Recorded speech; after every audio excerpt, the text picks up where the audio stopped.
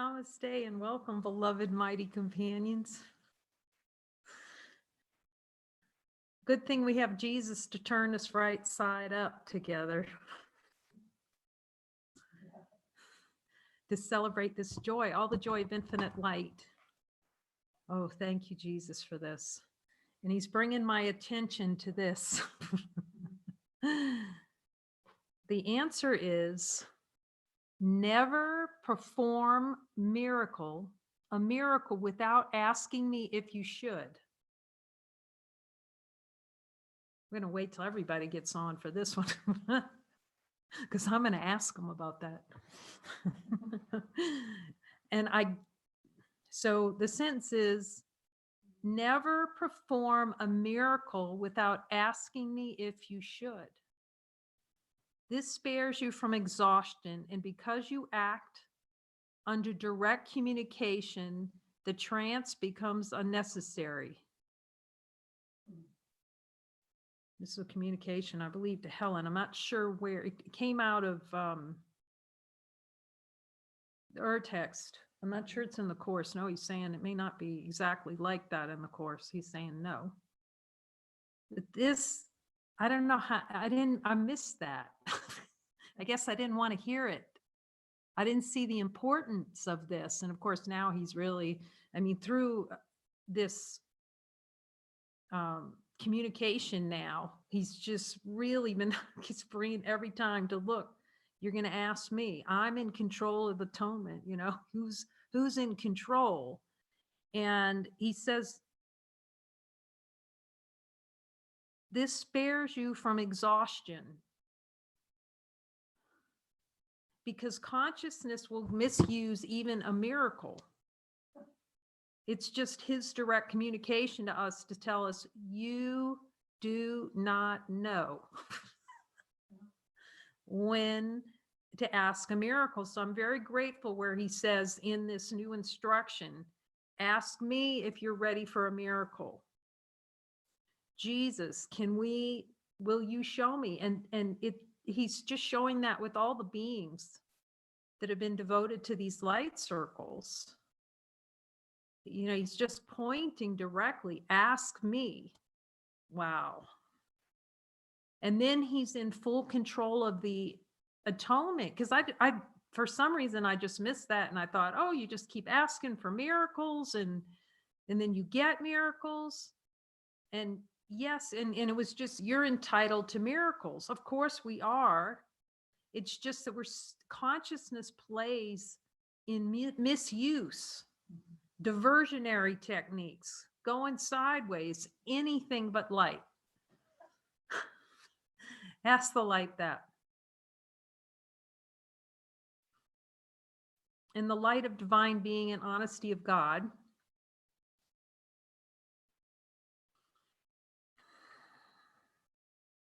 is the play of consciousness to divert from miracles. And you can hear them. All of consciousness is a play to stop up that miracle expression, to gum it up. We can ask Jesus. Jesus, is that what's happening? Yes, he says you're denying yourself miracles. So it's the indiscriminate and not be under conscious control. Boy, I see that so much. How consciousness wants to even get involved in expression of miracles. The only one, he's being really clear on this, who knows where miracles are to be applied is Jesus. How did I miss that before? Really, until this book and really stuck. Okay, I wasn't listening to him.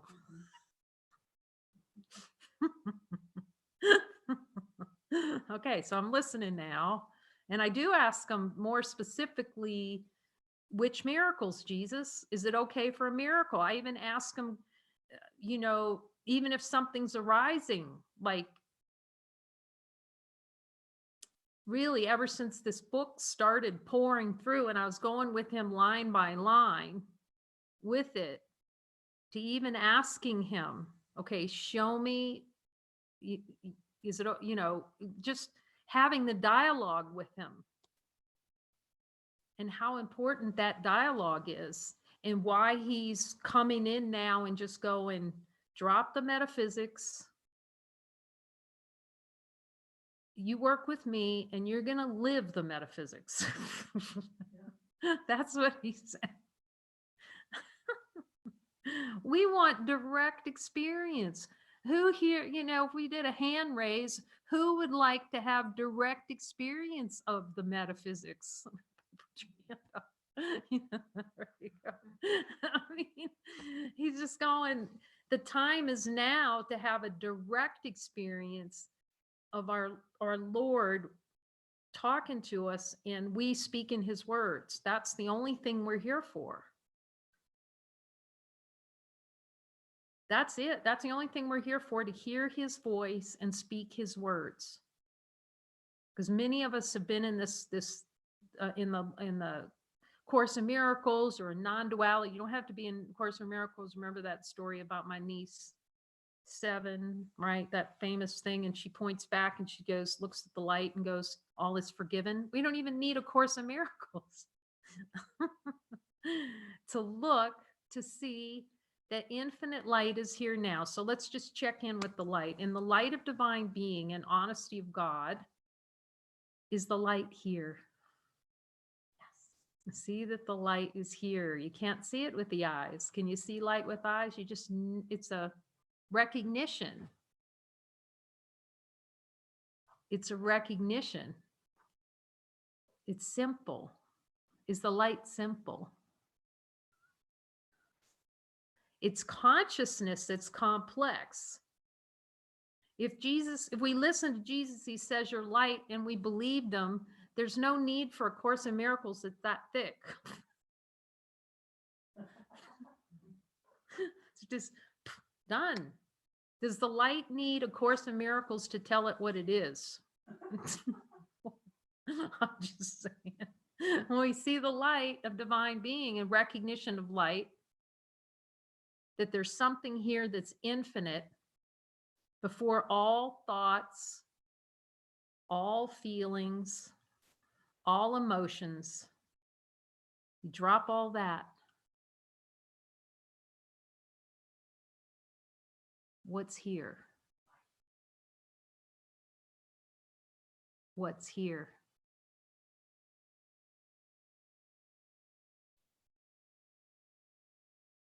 What's before thought? There's something here before thought. Some teachers will say, what notices thought? That's a starting place. Consciousness notices thought. It creates them and notices them at the same time. Let's see that there's a light here that doesn't get involved with anything. It doesn't even notice anything. It's just here. Infinite, unchanging light. And then you can see that again in all the satsangs, that beings go up and they talk to the master and they go, this is fantastic. I've felt all this peace. In the light, do we feel peace? Infinite light? Yeah. This is peaceful in here. And you hang out there, marinate in the light, as Muji calls it. You hang out there and you start getting these little, whoa, love kisses from the infinite. And then the next day they're in satsang going, what happened to that? What happened to the light? It went away. No, the light doesn't go away. See that infinite light does not go anywhere. It's here. Marinate in that light. Lesson 44, take it out and spend some time with Jesus. Jesus, I would like to see this. Will you help me? And ask his help. On 44, 189, all the ones where he says, just join with me in a moment of light. You can see it. Everyone can see it. Like I said, 7-year-old can see it. They just don't have all those ideas that adults have seemingly in consciousness. That's the simplicity. So we drop all ideas of who we are and what's there, and just explore that. We're so used to exploring an identification with what's appearing. And Jesus reminds me, you really like words. You like that play of words. And I go, yes, Jesus, because I can hear him saying it now. We like the play. Jesus, do I like words a lot? Ask him. He'll tell you. Do I like to play in words and build thought trees? Little thought trees. But as though something's happening. Little thought tree over here, and then it comes to visit this thought tree over here, and then it compares the thoughts in there. Thoughts comparing thoughts, and these thoughts will solve this set of thoughts problems. Now, where's the light in all of that? Is the light out there solving problems? That's why he's given us the contrast. Infinite light doesn't know what a problem is. What we already are doesn't know what a problem is. The consciousness, the problem manufacturer, the problem manufacturing plant. So Jesus has taken us down to look at where the manufacturing plant is for thought. The desire to experience duality, the desired experience of duality. And he's given a means. I'm asking, he's reminding me, he's given a means right now by listening to him carefully. And he's reminding me, if you're in fear, you're not listening to him. Ask the light. If I'm in fear, am I listening to Jesus? I'm denying I can hear Jesus, even though I can hear Jesus. You can ask the light that, he'll tell you.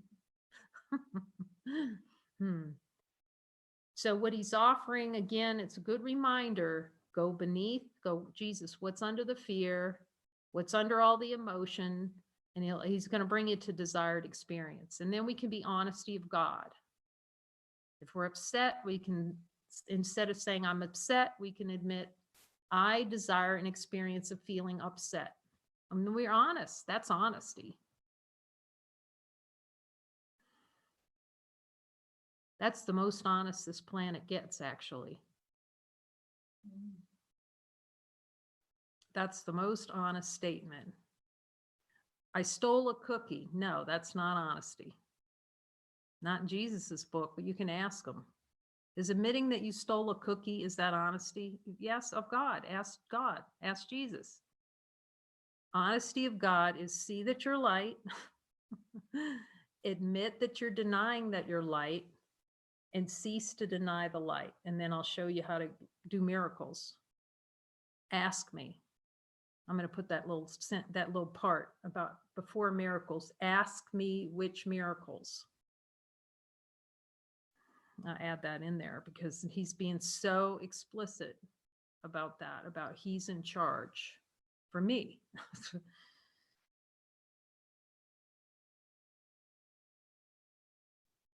It is, and we're going through chapter 12, desire for story. And for Dara, I think you probably know we're at the bottom of page 63, the last sentence or second to last sentence. Any story believed is an investment in delay in recognition of what's here. Light. Ask the light. Is any story a delay in recognition of light?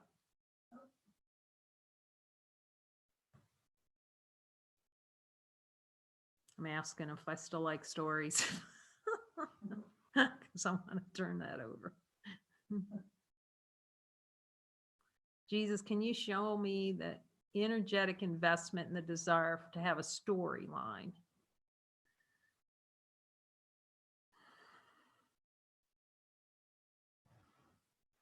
That wanting, that itch for a story. Do I really love the story? You can ask them.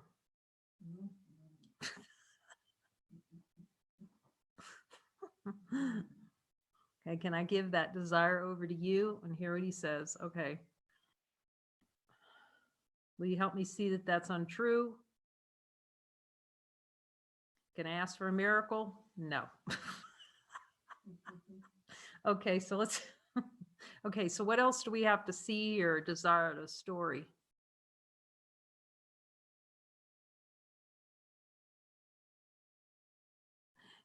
He's saying, see that you don't want to see that you're the one making up the story. Jesus, is there a desire not to see that I'm the one generating the story and making it all up?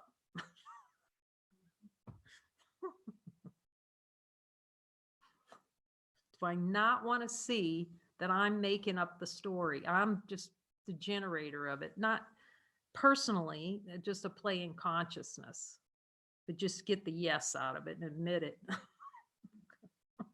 Like that one, oh, Jesus, I want that story.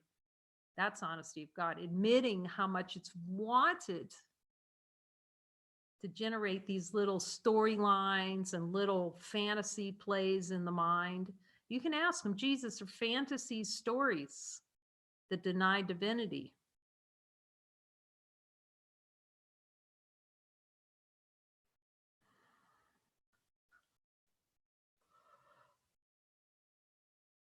Do I have any desire to create fantasies to deny divinity? And see what he says. I'm willing to see it. Can I ask for a miracle? He says, yes.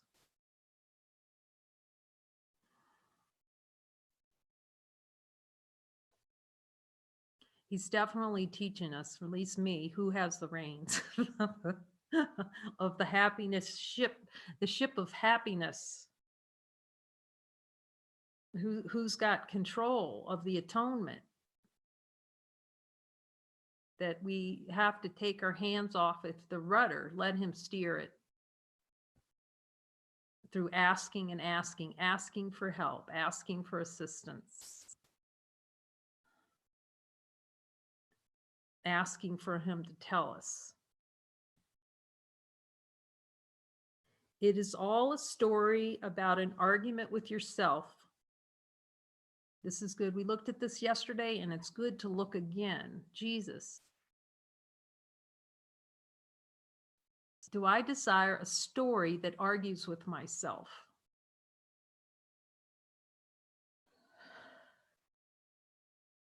I'm willing to see it differently, that I want an argument with myself.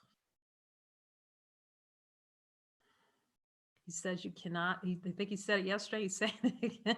I must need to hear it twice, because he's saying, until you see that you desire this story and admit it, you can't be free, because you're playing in the fantasy.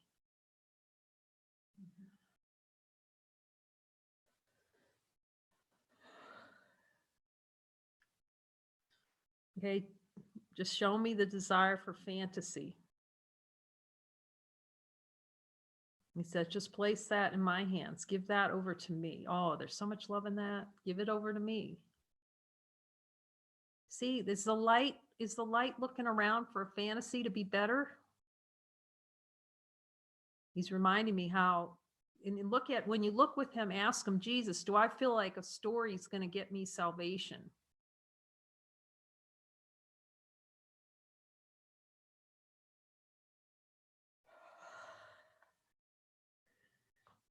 Am I trying to use that story as currency to buy salvation?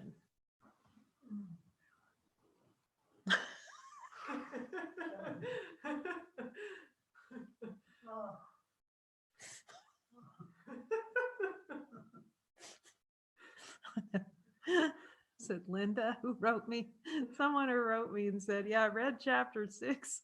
Jesus floored me with it. I'm telling you, he's like, this will floor you. And we need to be floored. We do. Anybody all in favor of knowing they need to be floored by Jesus? Say hi.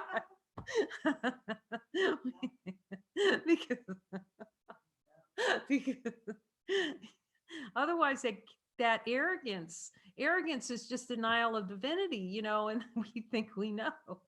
It's like, You just get humbled every day. Jesus. But it's happy humbling. It's a happy hashtag happy humbling. Because every time he shows us we don't know anything. It's happiness. Okay.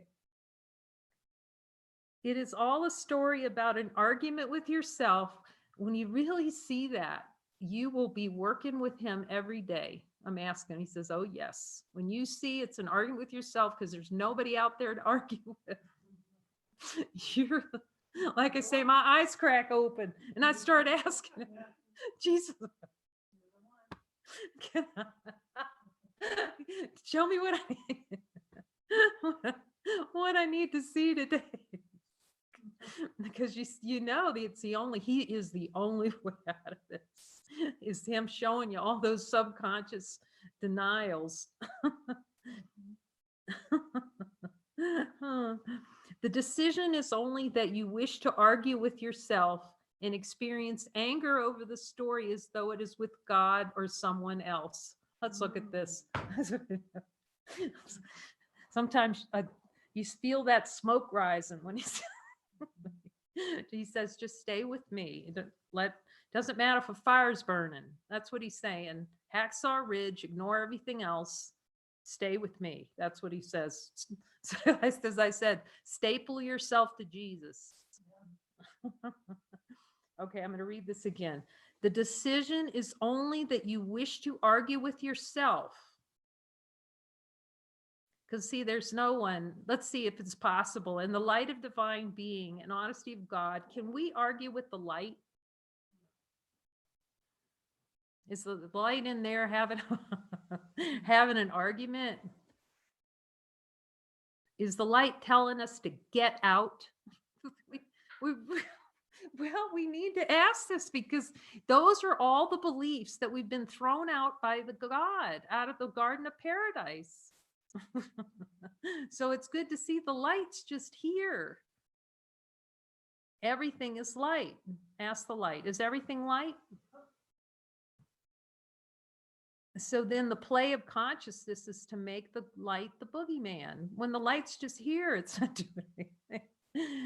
The boogeyman is the desire to experience the ego and then pretending like it's a friend. And what Jesus is offering is to talk to us like a friend.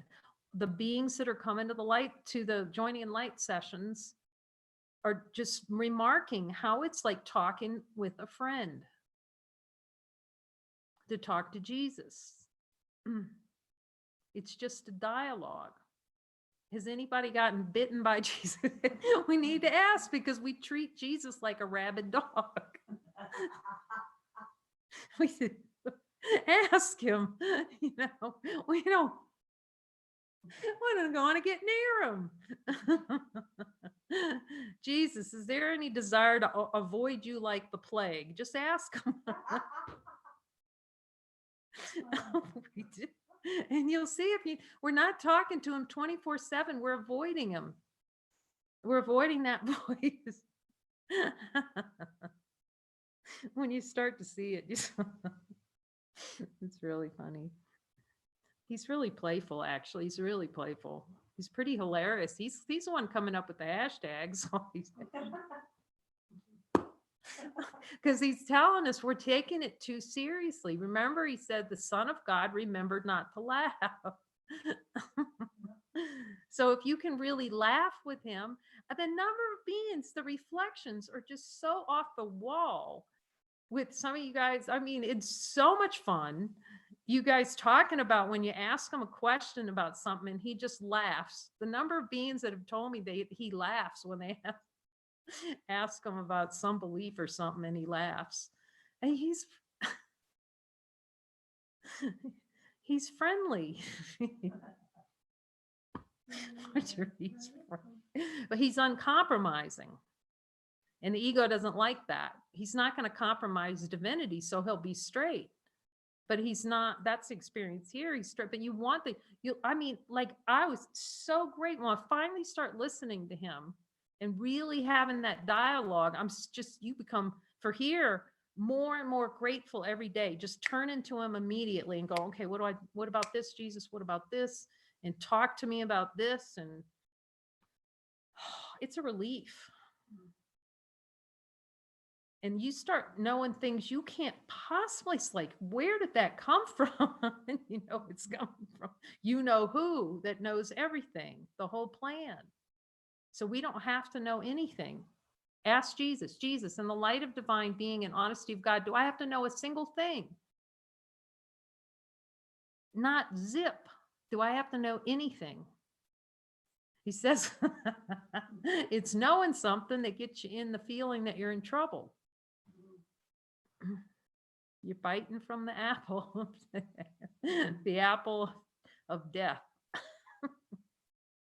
Okay. Okay, then he says, the decision is only that you wish to argue with yourself and experience anger over the story.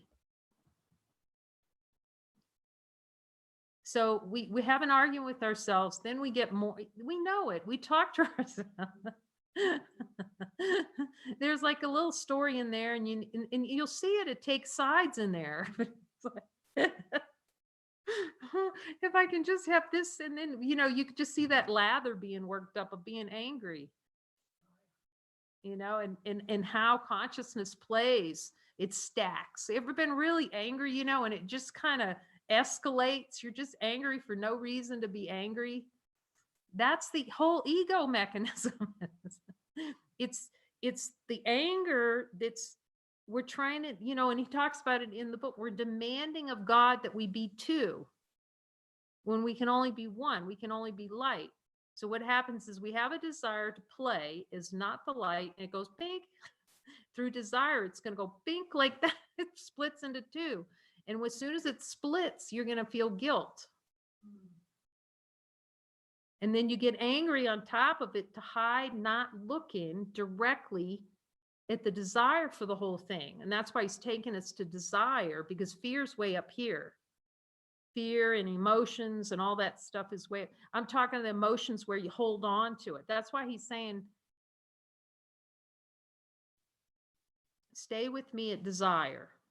The desire, the itch for the experience. I feel sad. I desire an experience to feel sad. I feel mad. I desire an experience to feel mad. And then you go, Jesus, do I desire an experience to feel mad? And he'll say yes, and you'll laugh because you'll know he's right. It's the retranslation of experience. Instead of, I feel mad, like something's happening to me, I desire experience to feel mad.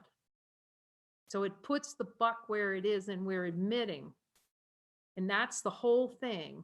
We're admitting the desire to deny divinity. And that's the skids. That's the grease to heaven.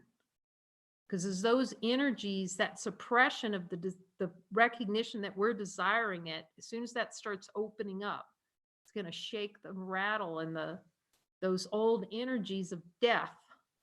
You'll be able to look with them. The ego's avoiding every way possible not to just look to see there's nothing under all that except light. Now I have a better understanding, because David would say, okay, you have to go through darkness. Well, what Jesus is offering now, and you do in a kind of way, but not in the way you think. You don't have to live in darkness. That's a very different thing. You just have to see with Jesus the miscreation of darkness and admit it. I admit, Jesus, I want this darkness. That it's just like that. I admit, I do want this darkness. I do want that dance with the devil. So you just have to look at it directly with the light to see that it's not true. We don't have to live in darkness. You don't have to be chased around with the devil for a couple of weeks or any of that. Live in fear. No.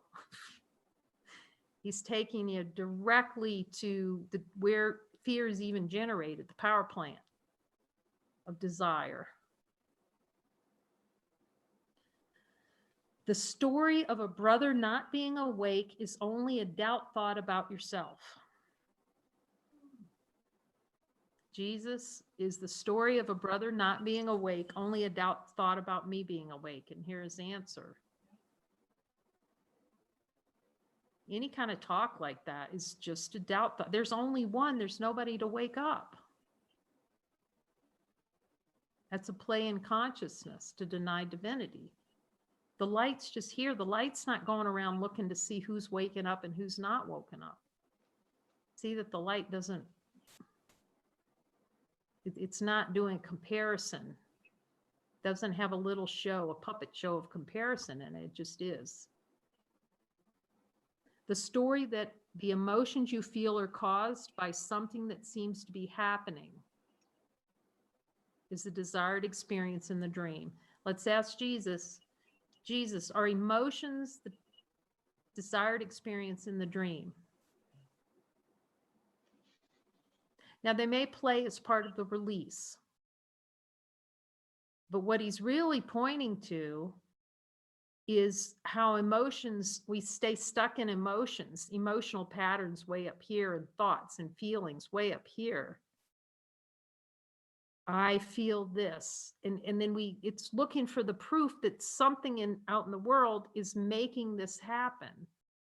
When it's looking the wrong way, we have to look from the underside, the underbelly with Jesus to say, no, that's an energetic power that I'm misusing, creative power to create that experience.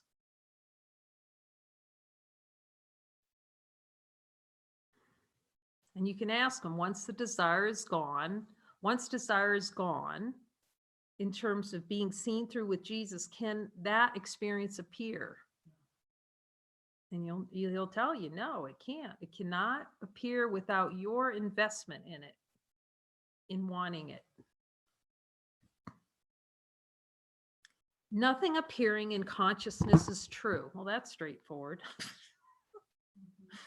That pretty much clears the deck. Let's ask him. Jesus, in the light of divine being and honesty of God, is anything in consciousness true? He says you're going to be really happy about that when you admit it. Consciousness is a dream.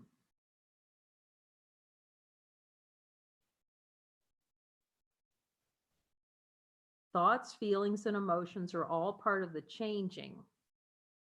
See that the light is unchanging. Is anything changing in the light? Can we find anything in there changing? That's divine nature doesn't change. God is unchanging, infinite light, unchanging. Consciousness, changing.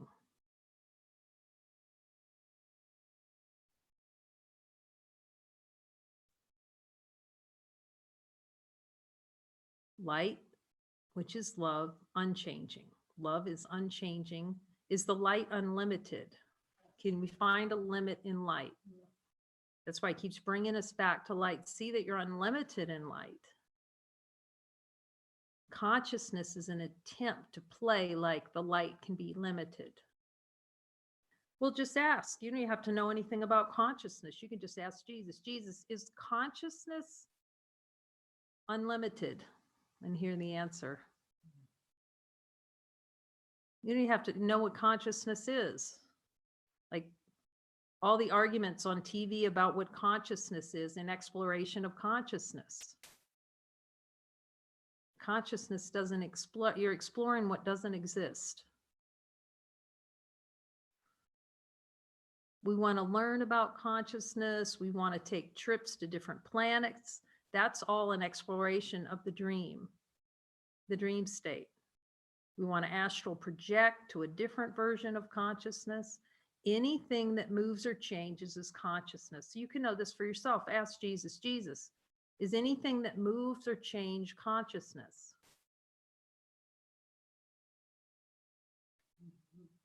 So the story is the addiction to moving and changing things and experiencing the moving and the changing. And you can ask Jesus, Jesus, is there any happiness in what moves and changes?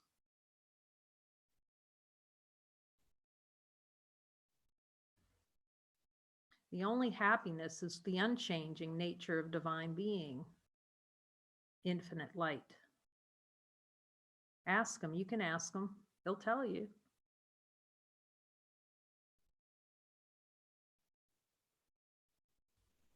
The only happiness of supreme being is what does not change, is honoring what does not change, and ceasing to use that power to power that desire engine, that desire to experience.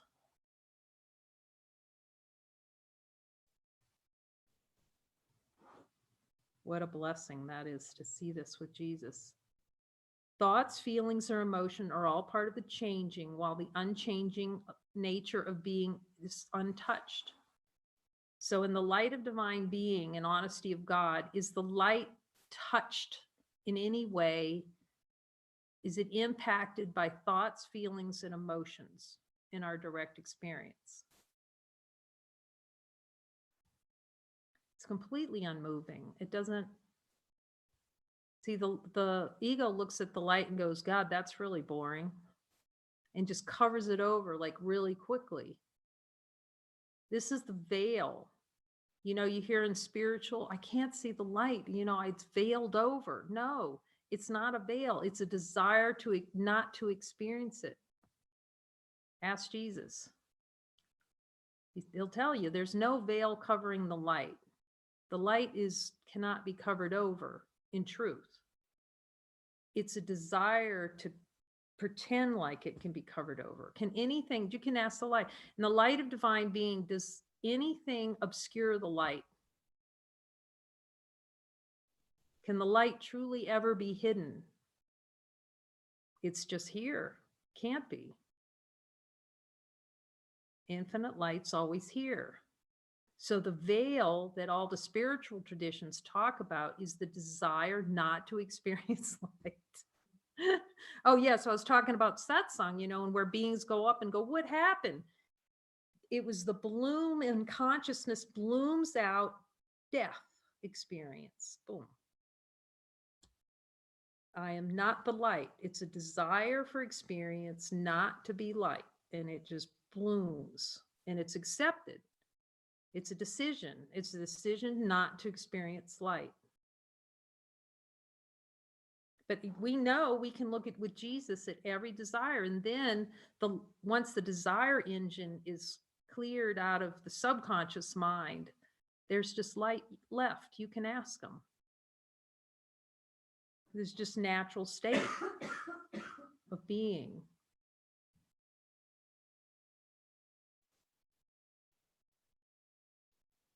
Your function is to recognize this, that you as divine being remain untouched by anything that seems to move or change. That's your only function. Is that our only function? Ask Jesus. It's the only function. Wow. Love, your natural inheritance, is unchanging, unmoving, and unmanifest. So this is another great thing. Just ask, because again, you can check every line in this book with them, or A Course in Miracles. So let's just ask them.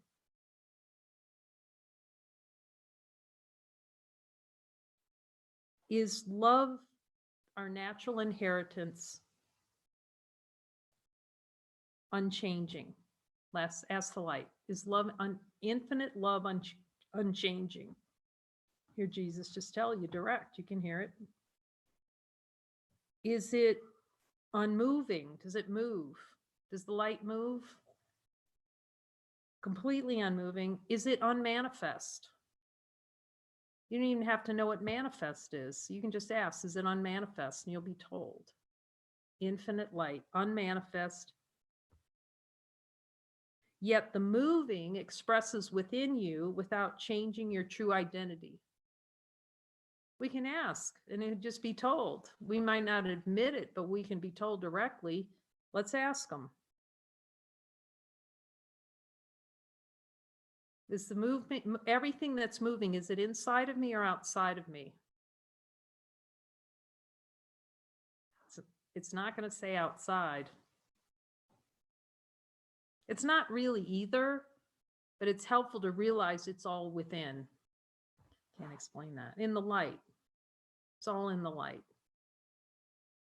And then consciousness pretends like it's not all in the light. You can just ask, can any of this dream appear without the light? And have Jesus answer, no.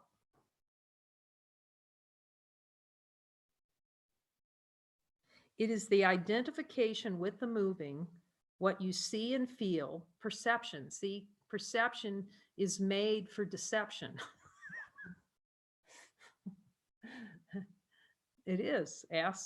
We just asked Jesus that. That was funny, but we can still ask him. Is perception made for deception, self-deception? It's to deceive ourselves as though there's a world outside of us when it's all within. Everything within.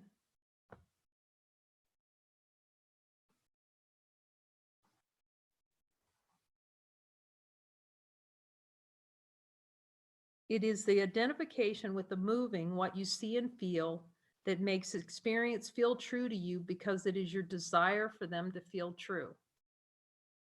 It's a deep one.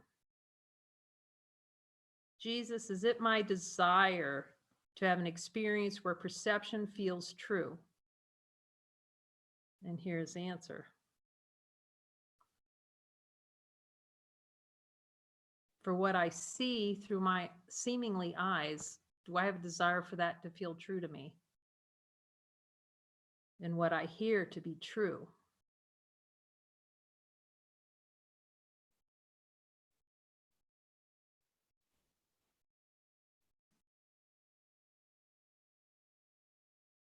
So we just admit it. Yes. If he tells us yes, we just admit it. Okay, Jesus, now show me what I need to see to change a perception that perception is true. And ask him which desires. And you'll start to see the trick. You can get curious. Again, like we talk about the movie Last Mimsy, those kids. They're so curious. And just get curious. I'm just going to watch and observe. I was thinking about Roger Castillo. He's a kind of a sage that lives in Australia. The way he woke up, he just walked around and started getting curious and kind of noticing. That's how he woke up, literally. He just started looking at things a whole new way. It's like, wait a minute. Nothing's separate. Nothing can be separate. And just realize nothing can be separate. Everything's one.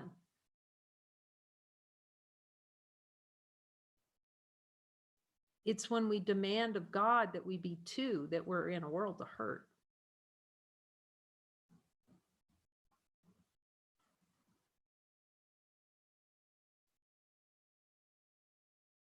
So I thank Jesus for this simplicity of this, direct looking, and for all the beings that are coming and joining and really extending this to other beings. So we'll have lots of joining partners. So we can go take this ship all the way with Jesus to supreme happiness, our true function. We can ask him, Jesus, in the light of divine being and honesty of God, is my only function supreme happiness?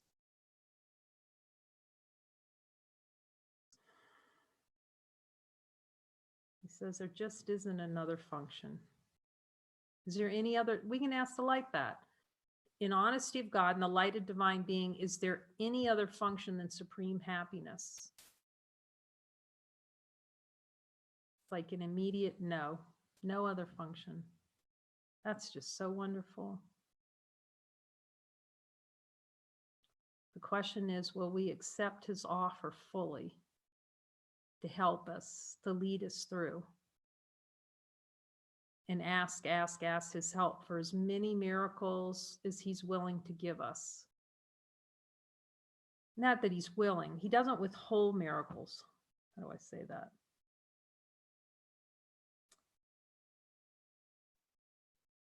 He says, you just need to, all he's pointing to is that below our level of awareness, there's a non-receptivity to miracles. So we need this help even getting ourselves ready for a miracle. He would give us all we could have. They're always available for us.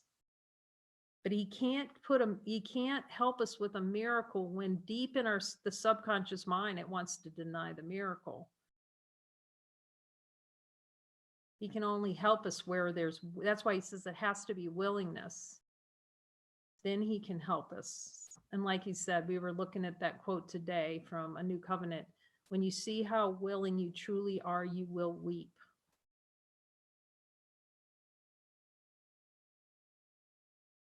And there's nothing like a brother with us to help inspire us to be willing to talk to Jesus and to really look deeply at the nose.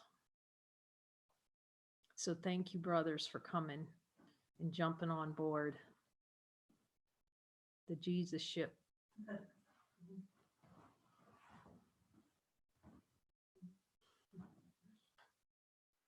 Sending love from San Juan, Kosala. We love you.